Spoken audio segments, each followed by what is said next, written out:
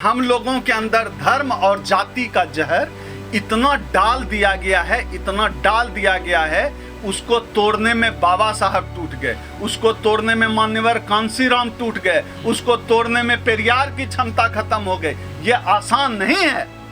जातिवाद का जो जहर है ना, वो एड्स के वायरस से भी खतरनाक है।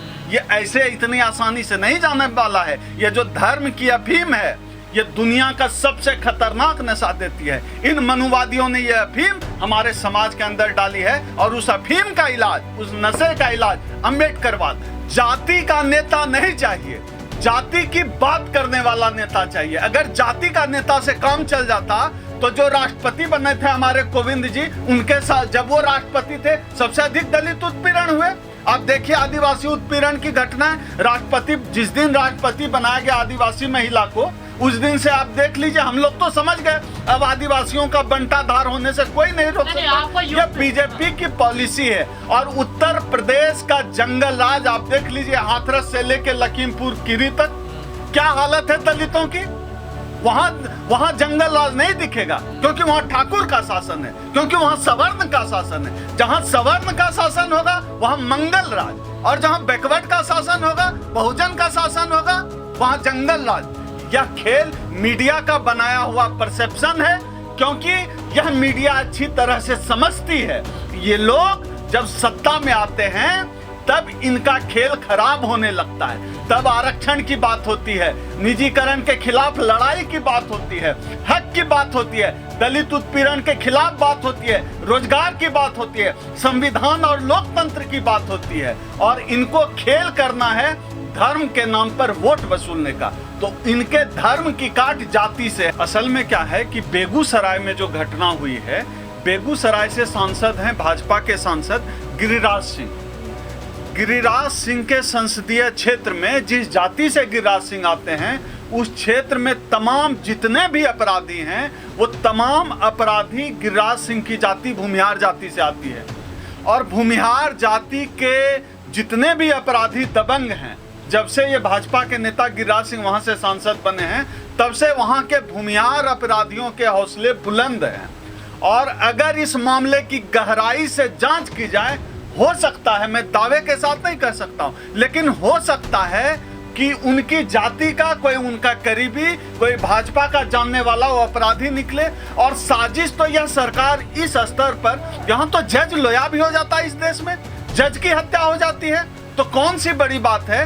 ये सरकार गिराने के लिए इस तरह की साजिश कर रहे हो, जंगल राज करार करने के लिए इस तरह की साजिश कर रहे हैं। इनका फ्रस्ट्रेशन समझिए। जब भी किसी बैकवर्ड का, दलित का शासन होता है, तो इन बीजेपी वालों के लिए, इन मनुवादियों के लिए, इन मनुवादी मीडिया वालों के लिए, चित्रा त्रिपाठी, अंजना ओम कश्यप जैसे जितने मीडिया वाले, सवर्ण मीडिया वाले हैं, इनके लिए जंगल राज हो जाता है। बैकवर्ड का शासन जंगल राज, और जो सवर्णों का शासन आ गया तो मंगल राज। ये हम लोगों को पढ़ाना बंद कर दे। हम लोग, इस देश का जो ओबीसी समाज है, SC ST समाज है, मीडिया के इस खेल को अब अच्छी तरह से समझ गया है।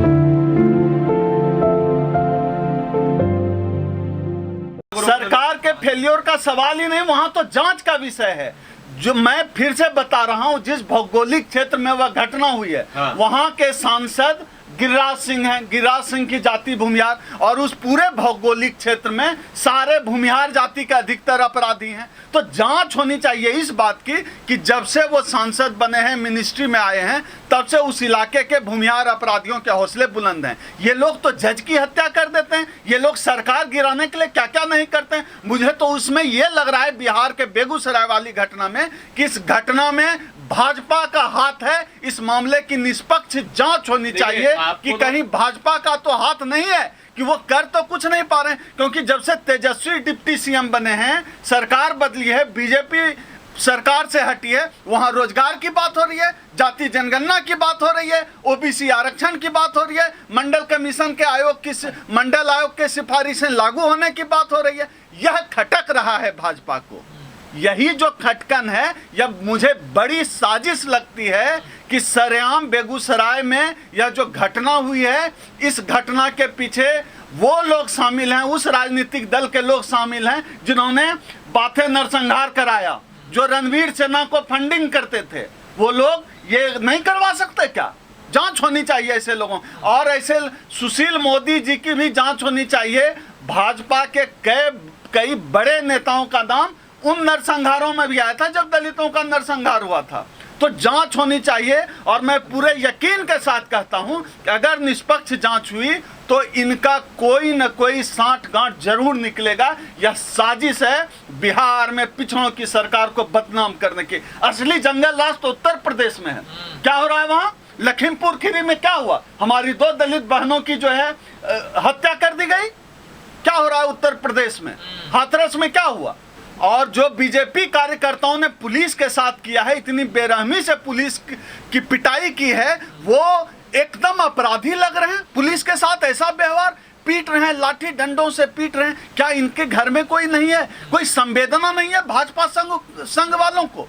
गुंडा, ये लोग पूरी तरह से गुंडे हैं। भाजपा और संघ के लोग खुलेआम गुंडागर्दी करते हैं, और इनके गुंडागर्दी पर रोक इस देश की जनता आने वाले समय में लगाई। लखीमपुर खीरी के लिए स्मृति ईरानी नहीं आएंगी, वो तो झूठ की मशीन है। अभी ताजा तरीन इनका तो ये असल में भाजपा और संघ झूठ की चलती फिरती फैक्ट्री होते हैं, झूठ की मशीन है। झूठ अभी उन्होंने झूठ बोला ना। एक ताजा जो विपक्ष के नेता है राहुल गांधी जी को लेकर उनका एक बयान आया था कि विवेकानंद की मूर्ति को प्रणाम नहीं किया, निर्लजता किया, और वो वीडियो आ गया जिसमें विवेकानंद की मूर्ति को प्रणाम करके चल रहे हैं। उनकी बेटी का जो बियर बार चलने का मामला है उसमें झूठ पकड़ा गया।